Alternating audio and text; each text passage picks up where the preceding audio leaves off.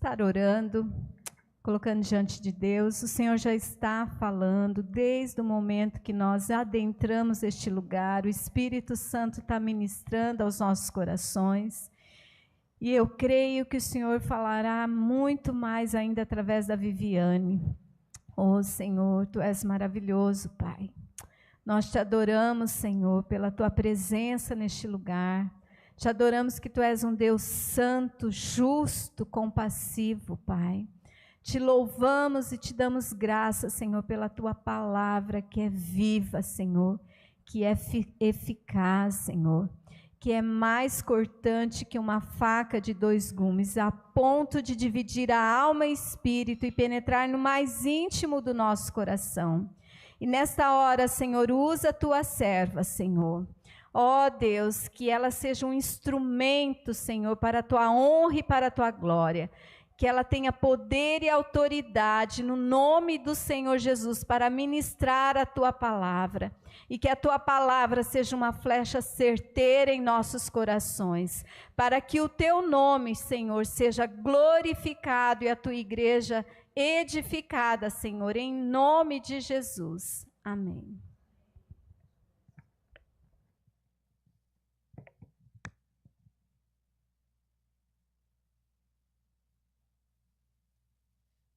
Boa noite, minhas irmãs. Graça e paz. Hoje eu vou precisar de um pouquinho de paciência, mais graça e misericórdia de vocês, porque ontem minha voz resolveu desaparecer.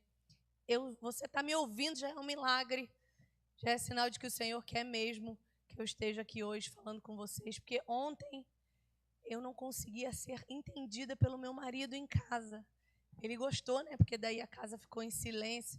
Ele falou, nossa, que benção, essa casa é um silêncio. E aí eu queria falar, eu tinha que falar assim, para ele poder me ouvir. E ele, nossa, que maravilha se fosse assim todos os dias. Ah, meu marido me ama demais. Bom, quero me apresentar, não sei se todo mundo me conhece. Meu nome é Viviane, eu sou aqui da igreja, vai fazer 2 anos em agosto, faz 2 anos que eu estou aqui. Muito feliz de ter encontrado em Londrina uma igreja que preza pela palavra muito mais do que pelas pessoas, no sentido de não adorar mais o homem do que a Deus. Isso é muito difícil de encontrar. E eu louvo ao Senhor pela liderança dessa igreja, que tem se mostrado uma liderança muito mais preocupada com a verdade de Deus do que com a própria opinião, né? Isso é muito difícil, como a Patrícia falou. Graças a Deus a gente encontrou. E meu ministério acontece mais na internet. Eu tenho uma escola de teologia e uma comunidade de mulheres que se chama Comunidade Reformadoras.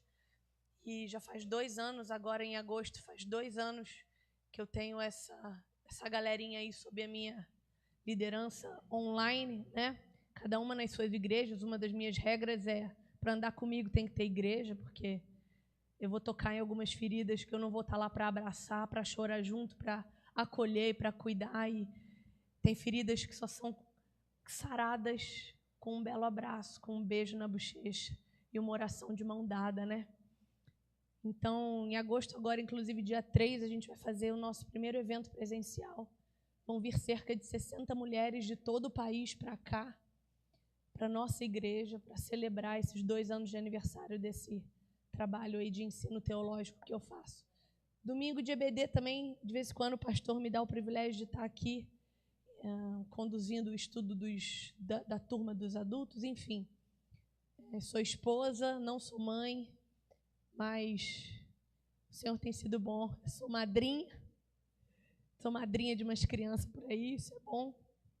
E eu quero que você hoje tenha misericórdia comigo e não ligue muito para a minha voz, tá? Ouça o que eu tenho a dizer, porque o Senhor me deu o que eu tinha para dizer aqui 1 semana depois do convite que eu recebi. Isso tem mais de 1 mês.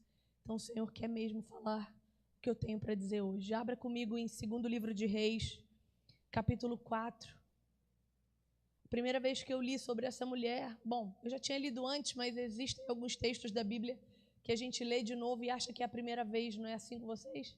A Bíblia tem tanta história, tanto conteúdo, tanta gente, tanto nome, uma galera tão grande, que às vezes a gente lê um texto que a gente não lembra que já ter lido antes. E eu estava no meu devocional quando eu li esse texto e parecia que eu nunca tinha conhecido a mulher sunamita. E eu fiquei completamente apaixonada por ela e extremamente envergonhada diante de quem ela é. E eu quero ler esse texto. A gente vai ler o texto do verso 8 ao 37. Tá? Vamos lá. Certo dia, Eliseu foi a Sunem, onde uma mulher rica insistiu que ele fosse tomar uma refeição em sua casa. Depois disso, sempre que passava por ali, ele parava para uma refeição. Em vista disso, ela disse ao marido: sei que esse homem que sempre vem aqui é um santo homem de Deus. Vamos construir lá em cima um quartinho de tijolos e colocar nele uma cama, uma mesa, uma cadeira e uma lamparina para ele. Assim, sempre que nos visitar, ele poderá ocupá-lo. Um dia, quando Eliseu chegou, subiu ao seu quarto e deitou-se. Ele mandou seu servo Geazi chamar a sunamita. Ele a chamou e quando ela veio, Eliseu mandou Geazi dizer-lhe: você teve todo esse trabalho por nossa causa. O que podemos fazer por você? Quer que eu interceda por você ao rei ou ao comandante do exército? Ela respondeu: eu estou bem entre a minha própria gente. Mais tarde, Eliseu perguntou a Geazi: o que se pode fazer por ela? E ele respondeu: bem, ela não tem filhos e o seu marido já é um homem velho. Então Eliseu mandou chamá-la de novo. Geazi a chamou, ela veio até a porta e ele disse: por volta desta época, no ano que vem, você estará com um filho nos braços. Ela contestou: não, meu senhor, não iludas a tua serva, ó meu Deus. Mas como Eliseu lhe dissera, a mulher engravidou no ano seguinte, por volta daquela mesma época, deu à luz a um filho homem. O menino cresceu e certo dia foi encontrar-se com seu pai, que estava com os ceifeiros. De repente ele começou a chamar o pai, gritando: ai minha cabeça, ai minha cabeça. E o pai disse a um servo: leve-o para a mãe dele. O servo o pegou e o levou à mãe. O menino ficou no colo dela até o meio-dia e morreu. Ela subiu ao quarto do homem de Deus, deitou o menino na cama, saiu e fechou a porta. Ela chamou o marido e disse: preciso de um servo e de uma jumenta para ir falar com o homem de Deus. Vou e volto logo. Ele perguntou: mas por que hoje? Não é lua nova nem sábado? E ela respondeu: não se preocupe. Ela mandou selar a jumenta e disse ao servo: vamos rápido, só pare quando eu mandar. Assim, ela partiu para encontrar-se com o homem de Deus no Monte Carmelo. Quando ele a viu à distância, disse a seu servo Geazi: olhe, é a sunamita. Corra ao seu encontro, pergunte a ela: está tudo bem com você? Tudo bem com seu marido e com seu filho? Ela respondeu a Geazi: está tudo bem. Ao encontrar o homem de Deus no monte, ela se abraçou aos seus pés. Geazi veio para afastá-la, mas o homem de Deus lhe disse: deixa em paz, ela está muito angustiada, mas o Senhor nada me revelou, escondeu de mim a razão da sua angústia. E disse a mulher: acaso eu te pedi um filho, meu senhor? Não te disse para não me dar falsas esperanças? Então Eliseu disse a Geazi: põe a capa por dentro do cinto, pegue o meu cajado e corra. Se você encontrar alguém, não cumprimente, e se alguém o cumprimentar, não responda. Quando lá chegar, põe o meu cajado sobre o rosto do menino. Mas a mãe do menino disse: juro pelo nome do Senhor e por tua vida, que se ficares não irei. Então ele foi com ela. Geazi chegou primeiro e pôs o cajado sobre o rosto do menino, mas ele não falou nem reagiu. Então Geazi voltou para encontrar-se com Eliseu e lhe disse: o menino não voltou a si. Quando Eliseu chegou à casa, lá estava o menino morto, estendido na cama. Ele entrou, fechou a porta e orou ao Senhor. Depois deitou-se sobre o menino, boca a boca, olhos com olhos, mãos com mãos. Enquanto se debruçava sobre ele, o corpo do menino ia se aquecendo. Eliseu levantou-se e começou a andar pelo quarto, depois subiu na cama e debruçou-se mais uma vez sobre ele. O menino espirrou 7 vezes e abriu os olhos. Eliseu chamou Geazi e mandou chamar a sunamita. Ele obedeceu e quando ela chegou, Eliseu disse: pegue seu filho. Ela entrou, prostrou-se a seus pés, curvando-se até o chão. Então pegou seu filho e saiu. Vamos orar mais uma vez? Pai bendito, nós te louvamos e te damos graça nessa noite. Obrigada porque a tua palavra está no meio de nós, o teu verbo encarnado que se fez presente no meio de nós e morreu por nós, habita em nós, está no meio de nós nessa noite. Obrigada, Senhor. Obrigada porque a tua palavra é viva, eficaz e suficiente para nos libertar das prisões, dos grilhões e da morte. Obrigada, Jesus. Obrigada. Eu peço que essa noite o Senhor me conduza a minha voz, conduza meus pensamentos, para que alcance os corações dessas tuas filhas que me ouvem, para que o teu nome seja honrado e glorificado. Amém. Bom, a gente sabe que Eliseu era o sucessor de Elias. Elias deu a Eliseu todo o poder e autoridade que ele tinha. E a gente sabe que no Antigo Testamento, esses homens de Deus, eles representavam a palavra de Deus. A gente não tinha Bíblia como tem hoje. Esse privilégio de pegar, abrir em casa, sentado no sofá, de qualquer jeito, não existia. A Escritura ela não ficava no meio das pessoas. Você tinha que ir até a sinagoga para ouvir a leitura da Escritura, ouvir a explicação da Escritura. Não era fácil como é hoje, que você vai numa praça, senta num banco, abre a Bíblia e você consegue reunir amigos e falar do Senhor ali abertamente. Então, esses homens, eles eram os representantes de Deus no meio do povo. E a sunamita, por muita observação, percebeu que Eliseu passeava e ia até Sunem, a cidade em que ela morava vez ou outra. Ela era rica e seu marido tinha muitas posses, mas o texto diz para nós que ela não tinha filhos, ela não tinha um herdeiro. Isso, no tempo da sunamita, significava que se o marido dela, que a Bíblia diz para nós que já era de avançada idade, morresse, outro viria tomar o lugar desse homem. E veja, a lei do levirato, se eu não me engano, esse é o nome da lei, dizia que o irmão do homem morto vinha casar-se com a mulher do irmão morto, ou o parente mais próximo. A gente vê isso muito claramente na história de Ruth com Boaz, né? Então, vinha um homem da família para se casar com essa mulher, para lhe dar herdeiros. Mas essa mulher sabia que isso ia deixá-la em maus lençóis. Uma viúva não era muito bem quista na sociedade do seu tempo, como ainda não é hoje, não é? Uma mulher divorciada não é bem vista na igreja ainda hoje, uma mulher sem marido, muito menos. Se uma mulher está chegando aos 30 e ainda não se casou, ela começa a ser vista como uma mulher problemática, uma mulher meio que leprosa no meio de nós, não é? O que é um grande problema de caráter do corpo de Cristo, tratar mulheres assim em seus corações. Então essa mulher ela não tinha um herdeiro, se ela ficasse viúva, não ia ter ninguém por ela. Ela vê pela conveniência, pela convivência, que Eliseu era um homem de Deus. Ela reconhece isso. Agora veja, lendo o texto, a gente entende que o marido dela tinha a mesma fé.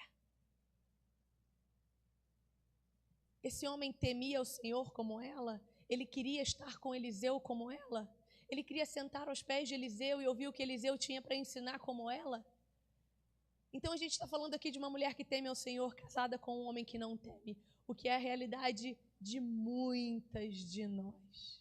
Mulheres que às vezes querem abandonar os seus maridos porque eles não se converteram junto com elas ou porque eles estão demorando demais a responder aquilo que elas acham que já passou da hora. E a sunamita mostra para nós aquilo que 1 Pedro, abre comigo, aquilo que primeira carta de Pedro vai ensinar para nós hoje. Então, se você é casada com um homem que ainda não teme ao Senhor, eu espero que isso te console e te ensine a se comportar na sua casa. Pedro vai dizer assim, olha, do mesmo modo, e ele está falando dos deveres sociais cristãos, da submissão na igreja, de você se sujeitar a uma liderança, de você amar uns aos outros, ele está falando da vida de comunidade. E ele diz, olha, do mesmo modo, mulheres, sujeite-se cada uma a seu marido. Aí aqui a gente já trava, né? O feminismo que habita em nós trava aqui nesse texto, a gente não continua lendo. Só que o texto não para aqui. Inclusive, fazendo um adendo, sujeição na Bíblia é sempre uma sujeição voluntária. Sempre. O meu marido tem autoridade sobre mim porque eu dou essa autoridade a ele. Eu que dou. Porque na hora que eu me enfesar, como já aconteceu, querer botar minha malinha debaixo do braço e ir embora, eu vou. Eu sou uma mulher livre. No meu país, as leis dizem que eu sou uma mulher livre. Eu não sou escrava de ninguém. Mas eu sou uma mulher cristã, eu sou escrava de Cristo. Então eu me submeto à autoridade do meu marido porque eu dou a ele essa autoridade. E me sujeito porque eu faço isso com prazer, como ao Senhor. Então não se iludam achando que é uma sujeição de um homem que sujeita você à violência, a tudo que ele acha que você merece. Não é assim. É uma autoridade como ao Senhor. Não é? A fim de que, se ele não obedece à palavra, seja ganho sem palavras pelo procedimento da sua mulher, observando a conduta honesta e respeitosa de vocês. Olha aqui, ó. Conduta honesta e respeitosa. Conheço pouquíssimas mulheres em que eu posso dizer essa aí tem uma conduta honesta, extremamente respeitosa. E olha que eu convivo com muitas mulheres todos os dias. Eu conheço poucas em que eu leio esse texto e eu me lembro delas. Porque vez por vez a gente quer botar o nosso na frente. Sempre. A beleza de vocês não deve estar nos enfeites exteriores, como cabelos trançados e joias de ouro, roupas finas. Ao contrário, esteja no seu interior, que não perece, beleza demonstrada no espírito dócil e tranquilo, o que é de grande valor para Deus. Algumas igrejas vão usar esse texto para dizer que a gente não pode passar maquiagem, a gente não pode usar brinco, vão colocar peso sobre as nossas costas que a Escritura não põe. O que Pedro está dizendo é o seguinte: para de querer ficar bonita por fora, porque, como é que é aquele ditadinho, por fora, bela viola, por dentro, pão bolorento. É isso que Pedro está falando para nós. Não adianta nada você ter botox e não ter ruga, você ter seios fartos do teu silicone, uma bunda maravilhosa que vai chamar a atenção dos pedreiros numa construção, se quando você chega em casa, a última pessoa que teu marido quer ver é você. A última pessoa que os teus pais querem ver é você, porque você é uma atormentada. É muito triste ser uma pessoa não quista por ninguém. É muito triste viver uma vida assim. E você devia se entristecer se essa é a sua realidade. Se entristeça com o seu pecado.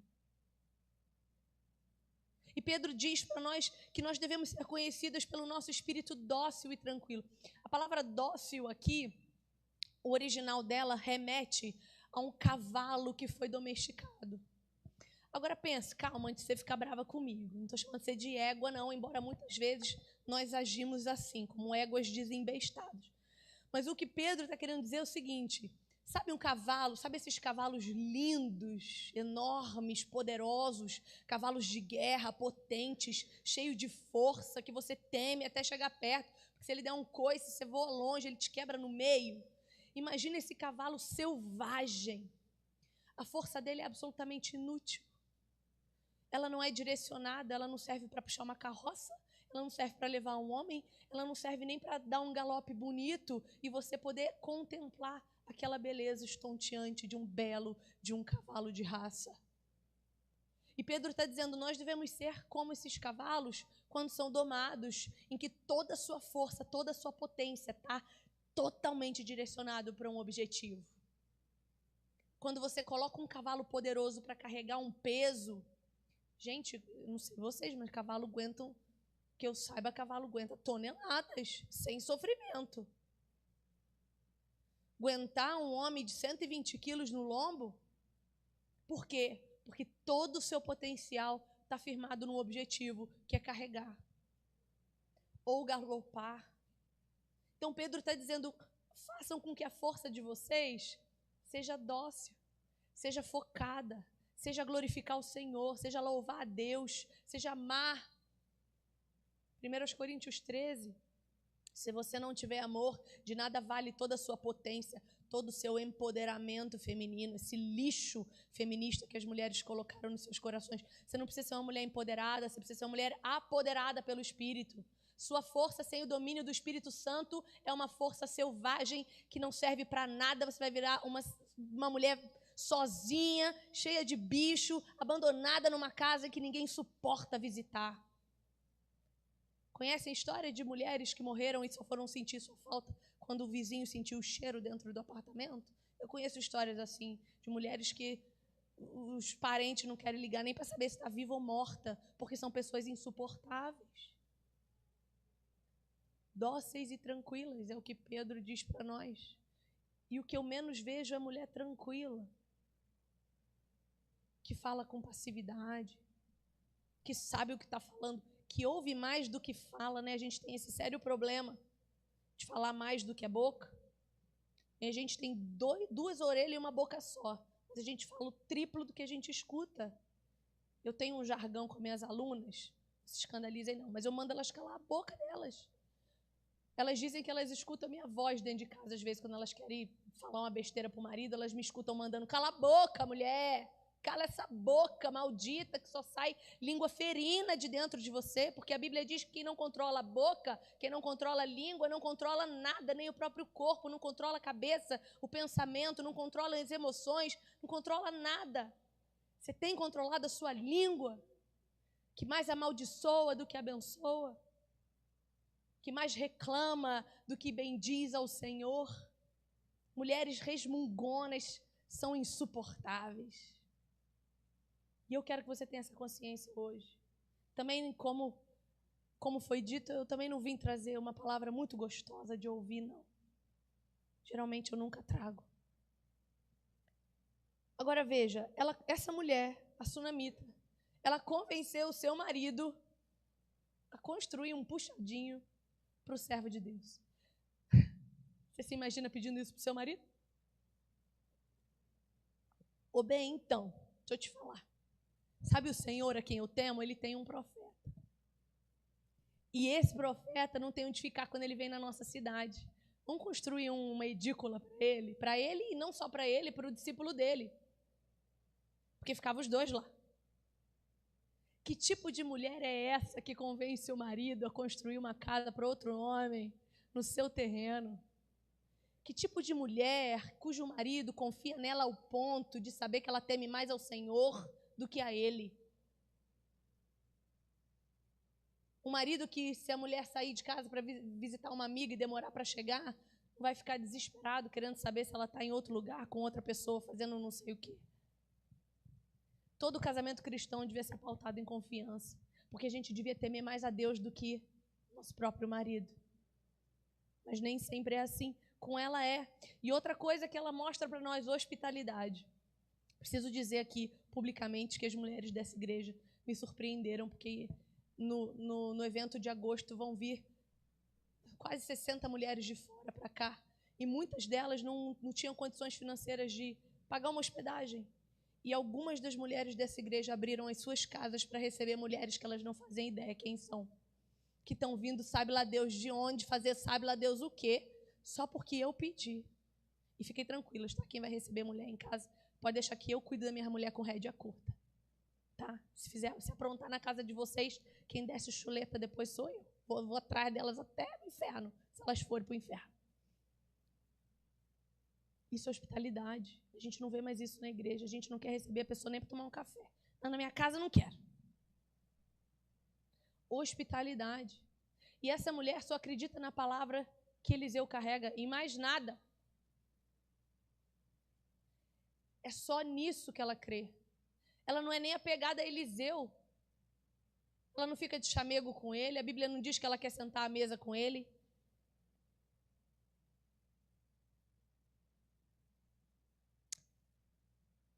Bom, essa mulher precisa de nada, é o que ela diz. Veja comigo, volta lá para o livro de Reis. Segundo Reis 4. Eliseu fica tão impressionado com a hospitalidade dela, com tudo que ela e o marido estavam fazendo por ele, que Eliseu manda Geazi perguntar para ela, escuta, o que eu posso fazer por você? Vocês lembram da tentação de Jesus no deserto? O diabo falou para Jesus, praticamente, pede o que você quiser e eu te dou. Essa mulher estava passando pela mesma tentação. Se você tivesse, um anjo do Senhor descesse agora, olhasse para você e falasse assim, pede o que você quiser que eu te dou. Pelo menos uma lista com 5 itens principais você tem. Só lembrar da tua última oração, qual foi, e você saber 5 primeiras coisas. E essa mulher não quis nada. Ela estava contente com a presença daquele homem na casa dela, que representava a própria presença de Deus. E ela diz, não, eu estou bem na minha própria gente. Não quero nada em troca daquilo que eu fiz por você. Eu fiz porque você teme ao Senhor, o meu Senhor. Por isso eu fiz, eu não quero nada de você. Mas geralmente não é assim que a gente vive as nossas vidas. A gente está sempre esperando alguma coisa em troca das pessoas. Ah, eu não vou fazer, ele não fez primeiro. Ah, eu não vou pedir desculpa, ela não reconheceu que ela estava errada. Ah, eu não vou até ela não, ela não me procurou. Ah, eu não vou ligar, ela não me liga também. Não é isso que nós fomos salvas para ser. Base de barganha, a gente trata Deus assim, né? Vou fazer jejum para conseguir aquilo que eu quero. Jejum não é barganha com o Senhor. A gente jejua para clamar pela presença de Deus, para mortificar nossa carne e alimentar o nosso espírito. Fazer 7 semanas de campanha de oração para conseguir aprovação no vestibular. Você pode orar o tanto que você quiser, não é pecado orar, não, pelo contrário, né? Mas Deus não vai ceder à sua chantagem, porque orar devia ser sua obrigação e não seu método. Mas a gente faz, né? A gente chantageia Deus. E olha essa mulher que me envergonha demais, porque às vezes eu também fico com Deus assim, ai Senhor, por que eu fui perder minha voz logo hoje? O que o Senhor está fazendo? Para que me fazer passar essa vergonha?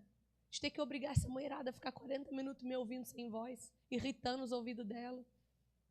Mas não adianta perguntar para Deus por quê. Tem que perguntar para quê. Para que Deus está testando a paciência de vocês essa noite? Essa mulher estava contente com tudo que ela tinha. E quando a gente está contente com tudo que a gente tem, Deus realiza os nossos sonhos. Ela não tinha filhos e o marido dela não podia dar a ela filhos porque já era muito velho. E o Senhor dá a ela filhos. Assim como prometeu para Sara, agora o Senhor promete para a Sunamita e cumpre. Porque a palavra de Deus não muda. Se Ele falou, Ele cumpre. Mas veja, quando Eliseu diz para ela que no ano seguinte ela ia estar com o filho na mão, ela fala assim, Eliseu, não me ilude não, porque o iludido é pior que o enganado. Não me ilude não, porque essa mulher já tinha medo de sonhar. Vai ver, assim como eu, muitas de vocês há algum tempo desistiu de sonhar, né?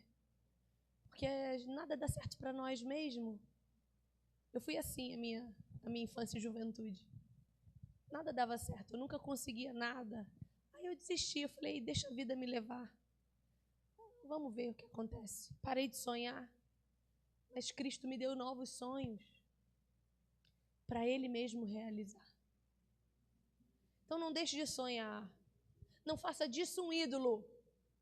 Porque às vezes Deus não dá filhos a mulheres que idolatrarão esses filhos. Às vezes Deus não dá um bom emprego porque você vai idolatrar esse emprego. Ele não te dá o marido dos teus sonhos, porque senão você vai espizinhar ele vai virar um ídolo. Às vezes Ele não te dá coisas que vão te fazer se afastar dele. Porque o que Deus quer não é a tua felicidade, é o teu coração. E isso tem que ser o suficiente para você. Mas Deus realiza sonhos quando a gente está contente com tudo que a gente tem. O Senhor queria ainda que ela experimentasse muito mais. Queria ver se a fé dela era fingida ou não. Então o que acontece? Esse menino é acometido de alguma coisa que a Escritura não diz para nós o que é. Pode ser insolação, porque na época de ceifar era muito quente. Então pode ser que esse menino pequeno, e a gente não sabe a idade, mas ele era pequeno o suficiente para ser carregado no colo por ela. Talvez 5, 6, 7 anos, no máximo 10, né? Que uma mulher aguenta um nenenzinho no colo. Esse menino está lá e ele passa mal e morre nos braços dela. Qual é o natural de toda mãe que perde um filho nos braços? Por quê, Senhor? Por que comigo? Por que eu? Por que o meu? Se vitimiza, se rebela contra o Senhor, deixa que a raiva tome o lugar no coração, ao invés de entender que nem era para ela ter filho, e aí de repente Deus deu, Deus tomou, e agora a culpa é dele. Tudo o que nós temos não é nosso. E a gente precisa colocar isso na nossa cabeça. Minha casa não é minha, por isso eu preciso ser hospitaleira. Meu dinheiro não é meu, por isso eu dizimo e oferto. A minha roupa não é minha, por isso quando eu vejo alguém que tem nada, eu tiro do meu corpo e eu dou. O seu cabelo não é seu. Pode ser que amanhã você tenha uma doença que faça com que todos eles caiam da sua cabeça. E aí, você vai se revoltar contra o Senhor? Porque você passou anos fazendo cronograma capilar para ele crescer bonito, saudável. O menino morre. E o que ela faz? Ela se lembra de Eliseu. E ao invés dela começar a cerimônia de lamentação pelo menino, ela sobe até o quarto de Eliseu, aquele quarto que ela fez para Eliseu, que ela sabe que ele vai voltar. E ela coloca o corpo do menino lá. E ela, mais uma vez, vai falar para o marido dela que ela vai atrás de um homem. Olha que loucura! Como essa mulher é extraordinária. O marido dela confia nela ao ponto de não se importar. Dela pegar um servo e uma jumenta. E ele ainda pergunta, escuta, mas não é nem sábado, nem virou a lua, por quê? Porque essa mulher frequentava a igreja. Ele não. Mas ela frequentava a igreja. O marido dela não ia, mas domingo ela estava lá. O marido dela não ia, mas quarta-feira na oração ela estava lá. O marido dela não ia, mas ele sabia que na virada da lua ela ia para a sinagoga, que no sábado ela ia para a sinagoga, porque ela temia o Senhor mais do que ele. E é isso que faz com que essa mulher seja respeitada. Ela temia mais o Senhor do que qualquer outra pessoa. E isso nos dá paz. Temer ao Senhor mais do que aos homens nos dá paz. Porque aí eu não tenho medo de ser rejeitada por ninguém. Não tenho medo de falar medos e de verdades, magoar o seu coração e você nunca mais querer falar comigo. Não tenho medo. Não tenho medo de nada. Eu não tenho medo do meu marido me deixar. Vou ficar triste, vou chorar, vou pedir a Deus 30 dias de luto, mas depois, vida que segue. Porque o meu Senhor não é o meu marido, não são os meus filhos, não são as coisas, nem o dinheiro. É Jesus Cristo. E sem Ele, eu tenho certeza que eu não fico. Não fico. Dia após dia, eu levanto com mais certeza de que se eu morrer agora, eu estou na eternidade com Ele. Você tem essa certeza? Se você morrer agora, na eternidade que você vai, é para os braços de Cristo que você vai. Essa é a única certeza que você precisa para ser contente com todas as coisas. Não estou dizendo que a vida é fácil. A vida não é. Muitas vezes ela é sem graça, ela é chata, ela é difícil. Às vezes ela beira o insuportável. Mas para isso a gente tem igreja. Para isso a gente tem um bando de mulher maluca por Jesus para nos ajudar a suportar os dias maus.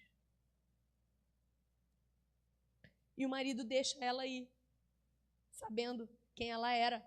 Olha que, gente, pro tempo dela, pensa bem, teu marido hoje não pode jogar futebol porque você não deixa. Agora imagina essa mulher pegando um jumento. Sabe quanto era a distância de Sunem para Carmelo? 40 quilômetros. De jumento, tá? Não é de carro não, que você faz em 50 minutos. 1 hora. É de jumento. O jumento faz o quê? 5 quilômetros por hora? Nós estamos falando de 10 horas de viagem. É possível que eles tenham voltado só no dia seguinte, porque viajar de noite não dava, não tinha luz, não tinha poste, iluminação de rua, que inclusive está caríssima na conta de luz, né? Mas enfim, não tinha iluminação de rua. Então, tiveram que dormir em algum lugar para voltar no dia seguinte. E isso estou conjecturando, a Bíblia não diz. Estou fazendo conta. 40 quilômetros de distância para ir. Se meio-dia o menino morreu no braço dela, ela deve ter saído 4 horas da tarde, 3 horas da tarde. 10 horas de viagem, que hora ela chegou? Não dava para viajar de noite? Então, 6 da manhã voltaram. Esse menino já estava fedendo. Já estava fedendo. E ela vai encontrar Eliseu lá. Eliseu manda recado pelo seu servo. Ela diz, não, eu quero falar com Eliseu. O servo chega para ela e pergunta, tá tudo bem? Tá tudo certo? Tua família? Tá tudo bem. Não vim falar com você. Porque eu não falo com mediadores. Eu falo com Deus. Eu preciso falar com o homem de Deus, porque é ele que vai fazer a minha ponte com o Senhor, a quem eu temo. Quem é o nosso mediador hoje? Por isso a gente não ora, não reza para Maria, para Santo Antônio, São João, São Pai de Cícero, porque nós não precisamos mais de mediador para nada.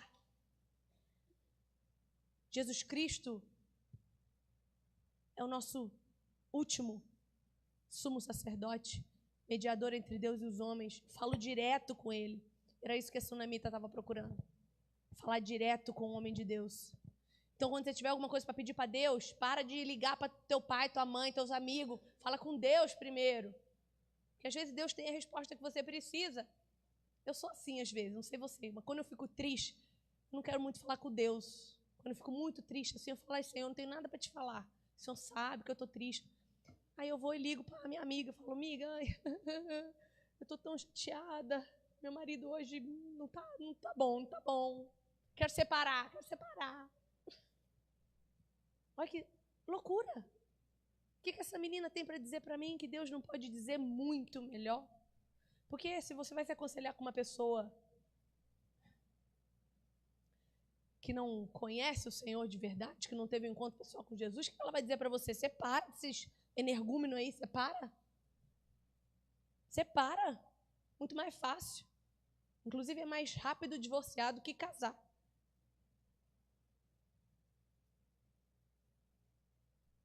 Então a gente tem que tomar cuidado com quem a gente pede conselho antes de falar com o Senhor. Vai direto nele. E ela se lança aos pés. De Eliseu. Geazi vem para afastar ela. E Eliseu fala, deixa, ela está triste. Deixa ela no chão. Isso me lembra Lucas 7. Lucas 7, 36. Eu não vou ler o texto inteiro, mas a gente vê Jesus sendo ungido por uma pecadora. Então, do mesmo jeito que a sunamita se jogou aos pés de Eliseu, hoje a gente se joga aos pés de Jesus, como essa pecadora fez. E como mandaram tirar ela também. Tira essa mulher maluca daí. E Jesus Cristo fala o quê? Não, ela está querendo a boa parte. Deixa aos meus pés. Deixa ela falar o que ela precisa. Deixa ela dizer o que ela quer. Eu quero ouvir o que ela tem a dizer. Jesus quer ouvir o que você tem a dizer. Então diga. Vocês já perceberam que Jesus... 2 cegos chegam para Jesus. Jesus, filho de Davi, tem misericórdia de nós. Você vê 2 cegos pedindo ajuda, o que você acha que eles querem? Ver. Jesus olha para eles. Vocês querem que eu faça o quê? Como assim, Jesus? O que você quer que eu faça? Como assim? Jesus quer ouvir. Não porque ele precisa saber, mas porque você precisa reconhecer o estado de miséria que você está, para que ele possa ter o que curar. Porque se nem você reconhece seus pecados, ele vai fazer o que por você? Se nem você reconhece a mulher que você é, ele vai fazer o que por você? Ele não tem o que fazer por você, se você não disser o que você quer que ele faça. Então Deus faz com que ela verbalize a sua dor, para encontrar aquilo que ela procura. Vamos começar a verbalizar mais. Não só a nossa dor, né? Nossa gratidão também. Porque a gente tende a esquecer de Deus quando está tudo bem, né? A gente tende a esquecer. Aquela mulher se prostra e declara o que precisa, e da mesma forma como Pedro declara a Jesus que não tem para onde ir, pois só Jesus tem as palavras de vida eterna, a sunamita pede que Eliseu vá com ela. Olha o que a sunamita diz. Volta lá, 2 Reis 4. Ela diz assim para ele, eu juro pelo nome do Senhor e pela tua vida, que se tu ficar aqui eu não vou. Não tem uma parábola que Jesus conta para nós, da mulher que vai a um juiz? E ela quer a causa dela sendo julgada, e o juiz fala, sai daqui, tira essa mulher daqui, que eu não vou fazer isso agora. Eu estou ocupado, eu tenho mais o que fazer, coisas mais importantes. E ela volta. Ela bate a porta. Assim devem ser as nossas orações. Por que você desistiu de orar pelo teu sonho? Por que você desistiu de orar pelos teus filhos? Por que você desistiu de orar pelo teu marido, que às vezes é um alcoólatra? que às vezes é um sonso. Por que você desistiu? Não desiste. Jesus está dizendo, insista até que eu te ouça. Enquanto isso, vai tratando o teu caráter. Porque mulher mau caráter, Deus não ouve também. E nós somos muito mau caráter, tá? Deixa eu lembrar uma coisa a vocês.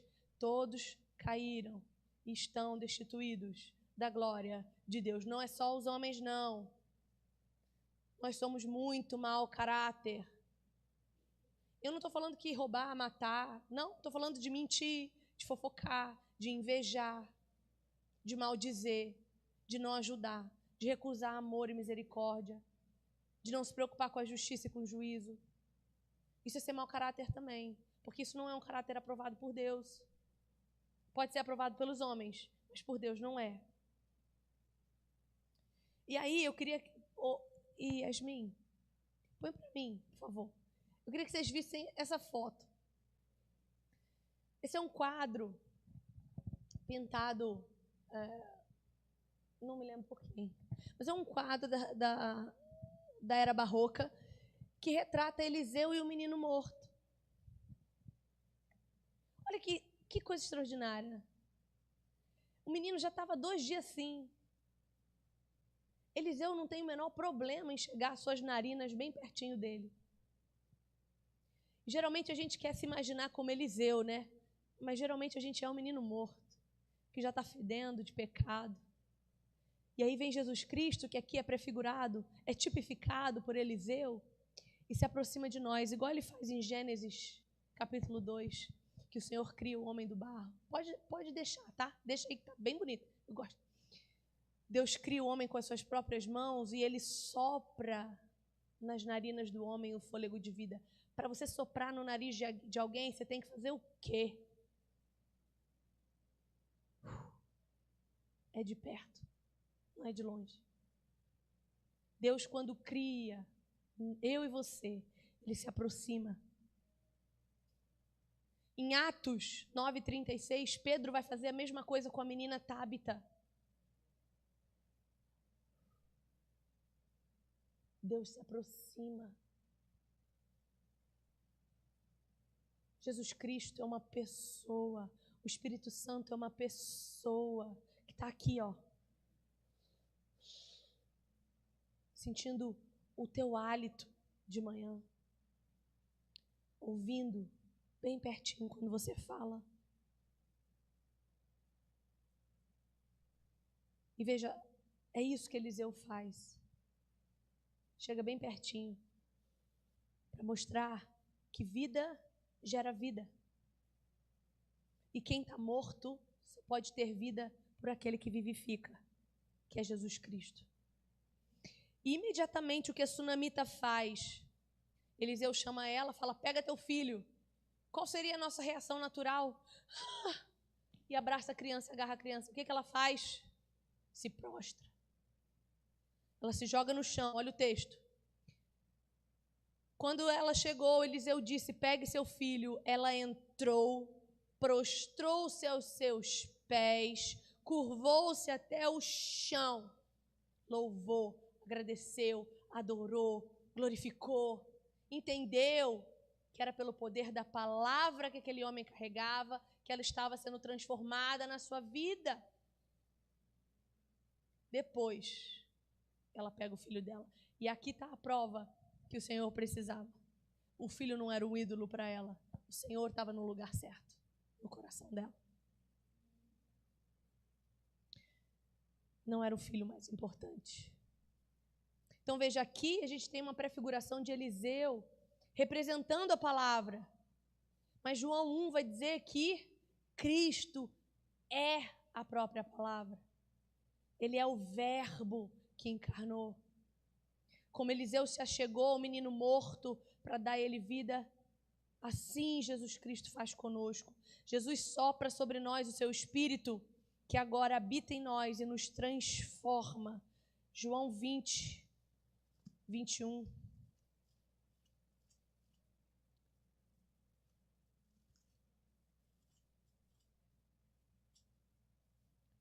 Novamente, Jesus disse, Pai, seja com vocês. Assim como o Pai me enviou, eu os envio. E com isso, soprou sobre eles e disse: recebam o Espírito Santo. Se perdoarem os pecados de alguém, estarão perdoados, e se não os perdoarem, não estarão perdoados. Jesus Cristo sopra sobre nós o seu Espírito Santo. E agora nós carregamos a sua vida e nós devemos soprar. Essa mulher, ela não some. A mulher sunamita, ela não some. Ela aparece de novo no mesmo livro, 2 Reis, lá no capítulo 8.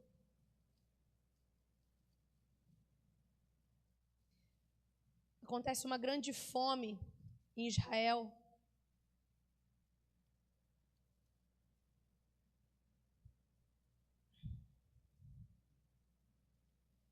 E Eliseu, mais uma vez, dá uma ordem para essa mulher. Capítulo 8:1 de 2 Reis. Eliseu tinha prevenido a mãe do menino que ele havia ressuscitado. Saia do país com sua família e vá morar onde puder, pois o Senhor determinou para esta terra uma fome que durará 7 anos. A mulher seguiu o conselho do homem de Deus e partiu com sua família e passou 7 anos na terra dos filisteus. Ao final de 7 anos, ela voltou a Israel e fez um apelo ao rei para readquirir sua casa e sua propriedade. O rei estava conversando com Geazi, servo do homem de Deus, e disse: conte-me todos os prodígios que Eliseu tem feito. Enquanto Geazi contava ao rei como Eliseu havia ressuscitado o menino, a própria mãe chegou para apresentar sua petição ao rei, a fim de readquirir sua casa e sua propriedade. Geazi exclamou: esta é a mulher, ó rei, meu senhor, e este é o filho dela, a quem Eliseu ressuscitou. O rei pediu que ela contasse o ocorrido e ela confirmou os fatos. Então, ele designou um oficial para cuidar do caso dela e lhe ordenou: devolva tudo o que lhe pertencia, inclusive toda a renda das colheitas, desde que ela saiu do país até hoje.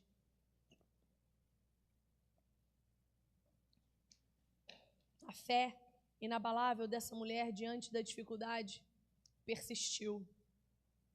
Anos depois, ela permaneceu com a mesma fé. E veja, mulher nenhuma se colocava diante do rei sem autorização. Ela fez isso porque o seu marido provavelmente, aí alguns estudiosos vão entender que o marido dela já não estava mais vivo. Se ela não tivesse esse filho, o que seria da vida dela? Se ela não tivesse um herdeiro a quem ela pudesse nomear governador das suas terras, das suas coisas, o que seria dessa mulher depois da fome que assolou Israel por 7 anos? E Deus, mais uma vez, faz segundo a sua fé. Agora ela já estava viúva, e por causa do seu filho, ela pôde reivindicar a sua terra. Então ela serve ao Senhor de todo o coração. Ela o teme, e esse temor coloca a sua casa diante de Deus, independente da fé do marido dela. Deus a ouve, sua fé permanece, seu filho é ressuscitado, sua herança é preservada. Esse é o posicionamento que a gente tem que ter na nossa vida. Essa sunamita, ela não ganha nome. Geralmente, quando a Bíblia não dá nome a uma personagem, ela quer que a gente se coloque no lugar. O Espírito Santo espera que a gente leia a história da sunamita como sendo a nossa, a minha e a sua. Então, que você possa olhar para a fé dessa mulher e entender que a sua fé pode não mover uma montanha daqui para lá, embora a Bíblia afirme que possa. Mas talvez a nossa fé seja tão pequenininha que não faça mais isso, mas a sua fé pode chamar a atenção dos ouvidos do Senhor. Creia somente e será salva, não só você, mas a sua casa. Não só a sua alma, mas a sua vida. Deus não quer que as suas filhas amadas andem em vidas medíocres, em lugares de tristeza e dor. Ele quer que a gente experimente agora já a eternidade. E quem dera houvessem mais Eliseus no meio de nós.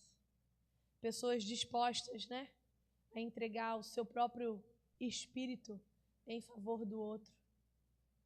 E o meu chamado para vocês essa noite, minhas irmãs, é que a gente possa voltar ao primeiro amor, né? E aí eu sempre lembro de uma música. Sempre no final das minhas ministrações eu lembro de uma música. Eu não sou a pessoa mais musical do mundo. Estou me tornando por causa do meu contato com minhas meninas do louvor, por causa do evento. Daí todo dia eu estou orando por elas e todo dia eu estou ouvindo umas músicas. E aí eu lembrei daquela música, né? Quero voltar ao primeiro amor. Quero experimentar tudo de novo. E o primeiro amor não devia ser o primeiro. Devia ser o de todos os dias. Porque a gente não precisa sentir a presença do Senhor para saber que Ele está lá. Mas quando a gente se coloca diante dEle, Ele fala. Ele conversa. E se a gente estiver meio surda para o Espírito dEle, Ele manda alguém. Ele chama uma irmã. Mas a gente precisa se abrir para isso. Então vamos abrir os nossos corações, umas para as outras, para que umas possam exercer os seus dons, umas nas vidas das outras, para que a gente cresça em conhecimento e graça no nosso Senhor. Amém? Eu agradeço vocês, os ouvidos. Não foi fácil me ouvir hoje, eu sei. Mas eu agradeço. Eu espero que o Senhor acompanhe vocês. Vamos ficar de pé para orar?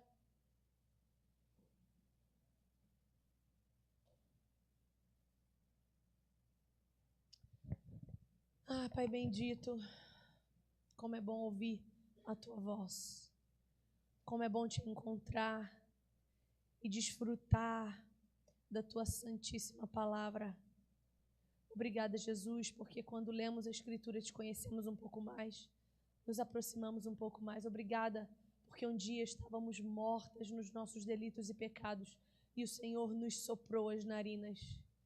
E Pai, se há alguém aqui essa noite que ainda não foi vivificada pelo Teu Espírito, eu clamo que o Senhor desça, que o Senhor se curve sobre nós, que o Senhor tenha misericórdia de nós e se aproxime ao ponto de a Tua respiração virar vida em nós. Reaviva-nos, Senhor, para a Tua honra e glória. Reaviva-nos, Senhor, para a Tua graça. Ajuda-nos a permanecer na fé nos dias mais difíceis e a não Te esquecer nos mais fáceis. Que nós possamos caminhar ao Teu lado, abraçadas contigo, entendendo que a Tua vontade é boa, perfeita e agradável.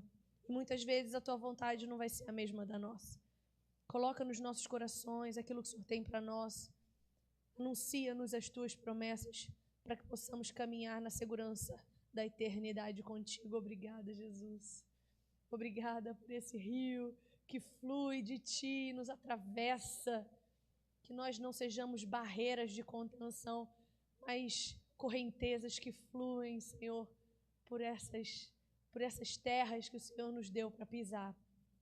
Que comece em nós, que vá para nossas casas, que nós sejamos santas como Tu és santo, Senhor, para que os nossos maridos nos conheçam por aquilo que tememos, por aquele a quem tememos, que nós sejamos dóceis e tranquilas. Senhor, ajuda-nos a calar essa boca que o Senhor nos deu para proclamar as Tuas bênçãos e não as maldições que temos proclamado com tanta facilidade. Ajuda-nos a sermos como a corça que anseia por águas e que Te busca dia após dia, de joelhos, de pé, andando ou sentadas, porque não é possível escapar do Teu Espírito. Nós Te amamos, Senhor, e eu Te agradeço. Te agradeço pelo privilégio que o Senhor está me dando essa noite de falar com as minhas irmãs de fé. Tem misericórdia da minha vida, Senhor.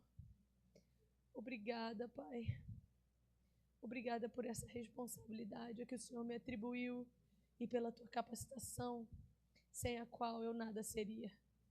Obrigada por esses ouvidos e corações que o Senhor falou essa noite. Que o Senhor faça fértil, que nós sejamos como a sunamita que nada teme e que transforma todo lugar por onde passa e que atrai a admiração e respeito de todos aqueles que estão em volta, não pelo seu falar ou pela sua conduta, mas por aquele a quem a gente teme.